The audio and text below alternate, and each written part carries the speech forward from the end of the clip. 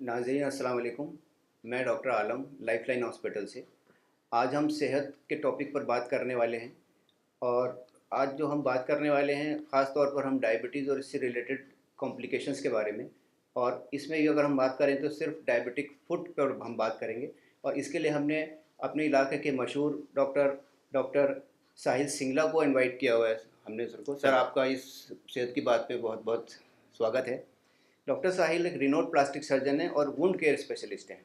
तो इसके बारे में हम सबसे पहले सर आपसे ये जानना चाहेंगे कि डायबिटिक फुट होता क्या है सर? नमस्कार, मेरा नाम डॉक्टर साहिल है। मैं प्लास्टिक सर्जन हूँ और मैं लाइफलाइन हॉस्पिटल से अटैच्ड हूँ। आज हम डायबिटिक फुट के बारे में बात करेंगे।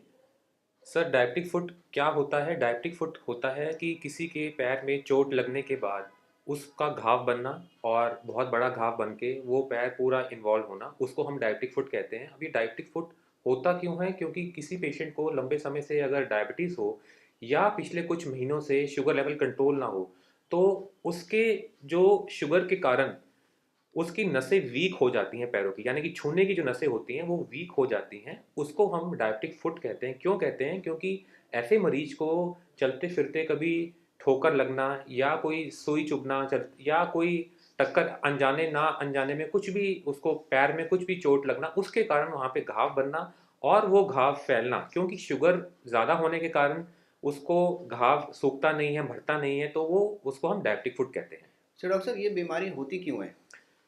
जैसे मैंने आपको बताया, ये लॉन्ग स्टैंडिंग डायबिटीज़ के कारण या जिसके आपने देखा होगा 10-20 सालों से डायबिटीज़ है और अचानक कभी कोई शुगर कंट्रोल नहीं हो रही है। पहले वो शुगर के पेशेंट गोली खाते हैं, टैबलेट्स खाते हैं और टैबलेट्स के बाद जब कंट्रोल नहीं होती तब डॉक्टर, उनका जो डॉक्टर होता है उसको वो इंसुलिन पे डालते हैं। तो ऐसे लॉन्ग स्टैंडिंग डायबिटीज़ और चोट लगना, ये सब चीज़ें डायबिटिक फुट के लिए जाता है। तो डॉक्टर साहब इसके क्या साइन और सिम्टम्स हैं जिससे कि हम ये पहचाने कि हमारा जो फुट है ये डायबिटिक फुट की तरफ जा रहा है?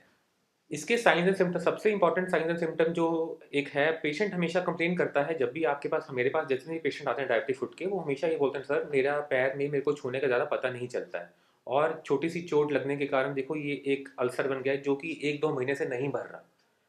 यानी कि 1.5-2 महीने से पेशेंट को प्रॉब्लम रहती है और पेशेंट खुद से पहले तो वो ड्रेसिंग करता है घर पे या किसी के कहने पे वो कहता है कि चलो ये मलहम लगा लो, इसकी पट्टी कर लो और ये डायबिटीज फुट आपका ठीक हो जाएगा। लेकिन ऐसा नहीं होता। होता क्या है कि जितना हमें ऊपर दिखता है उतना उससे बहुत ज़्यादा अंदर तक होता है। यानी कि अगर सिर्फ स्किन पे छोटा सा घाव बना, तो जो घाव बनता है वो अंदर तक, यानी कि नीचे जो मांसपेशियाँ होती हैं, जो हड्डी होती हैं, वहां तक भी इन्वॉल्व होता है। तो मरीज को लगता है ऊपर छोटा सा घाव है लेकिन वो अंदर तक रहता है। सो इसके साइन और सिम्टम में सबसे पहले यही है कि घाव ना भरना और घाव के आसपास लालपन होना या कालापन आना स्किन के ऊपर, इसको हम डायबिटिक फुट के साइन और सिम्टम्स कहते हैं। अच्छा डॉक्टर साहब इसमें क्या जांच अक्सर कराई जाती है जिससे कि पता चले कि डायबिटिक फुट डेवलप हो रहा है? जो जांचें हैं, एक तो हम सबसे पहले मरीज का शुगर टेस्ट कराते हैं और एक HbA1c लेवल होते हैं जिससे हमें पता चलता है कि 3 महीने में शुगर लेवल क्या है। यूरिन टेस्ट कराते हैं कि देखने के लिए कि क्या यूरिन में भी शुगर लेवल आ रहा है कि नहीं आ रहा। और सबसे इम्पॉर्टेंट, जो हम एक्सरे कराते हैं फुट का, पैर का एक्सरे। क्यों?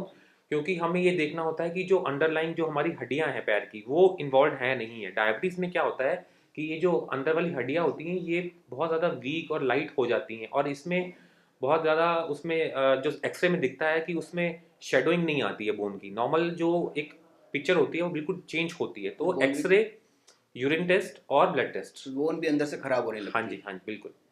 अच्छा डॉक्टर साहब इसको क्या ट्रीटमेंट है फिर आगे इसको ये हो जाए तो? देखिए, सबसे पहले तो ये है कि हम पेशेंट को, हमें पहले काउंसलिंग बहुत ज़रूरी है कि उसको क्या है। बेसिकली ट्रीटमेंट करने से पहले उसको सब कुछ बताना चाहिए कि उसको क्या बीमारी है, इसका क्या प्रॉपर इलाज, क्योंकि इसका इलाज लंबा होता है। ये नहीं कि आप आया ओपीडी में पेशेंट मेरे पास और मैं कहूँ कि ये दवाई खा ले, ये पट्टी कर लो, पैर ठीक हो गया। क्यों?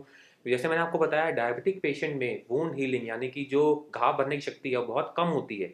तो वूंड हीलिंग प्रॉब्लम रहती है, उसके कारण जो है पेशेंट को लंबा इलाज करना पड़ता है। हम मरीज को भर्ती करते हैं और पूरा पैर पहले साफ सफाई करना पड़ता है और जितना भी उसका जो घाव के आसपास का एरिया है, डिपेंडिंग उसका एक्सरे कैसा है और उसके बाकी जांचें कैसी हैं, वो सारा पहले साफ सफाई करके फिर उसको वूंड को हम थोड़ा छोड़ते हैं कि देखते हैं कि और तो नहीं काला पड़ रहा है। क्योंकि इसमें बेसिकली दो चीज़ें होती हैं कि एक तो हमारे छूने की नसों के ऊपर इफेक्ट कर रहा है डायबिटीज का, दूसरा हमारी हीलिंग जो पावर है बॉडी की पेशेंट की, वो भी हमारी कम होती है। तो इसमें डिब्राइडमेंट यानी कि साफ सफाई, उसके बाद या स्किन ग्राफ्टिंग यानी कि पेशेंट की खुद की स्किन लेके थाई से या ग्रॉइन एरिया से उसको लगा के हम जहाँ पे हमें ज़रूरत है, या अगर हमें लगता है कि अगर हमारी हड्डी एक्सपोज्ड हो गई है क्योंकि ऊपर वाले टिश्यू सारे खराब हो गए डायबिटीज वजह से, तो उसमें हम फ्लैप कवर लेते हैं। फ्लैप लेग से थाई से, फ्लैप कवर का मतलब होता है पूरा मांस का पीस, मांस मतलब स्किन का और अंदर जो टिश्यूज होते हैं मसल, उस मांसपेशियों का एक पीस लेके वहाँ पे लगाना, उसको हम फ्लैप कवर कहते हैं। डॉक्टर साहब इसमें कितना टाइम लग जाता है ठीक होने में लगभग?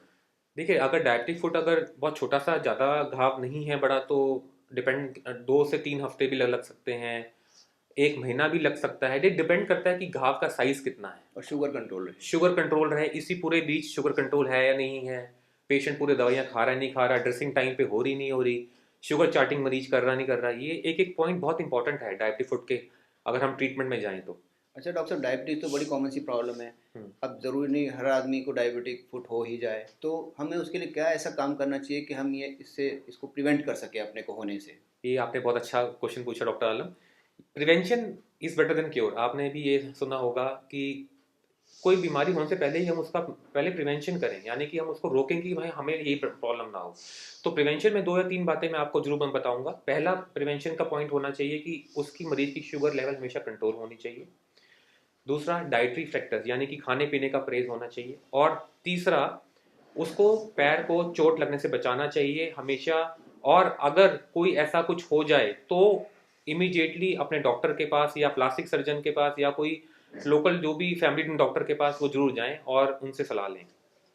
ठीक है डॉक्टर साहब, आपका बहुत बहुत शुक्रिया, आपने इतनी अहम जानकारी हम हमारे नाजरीन को दी।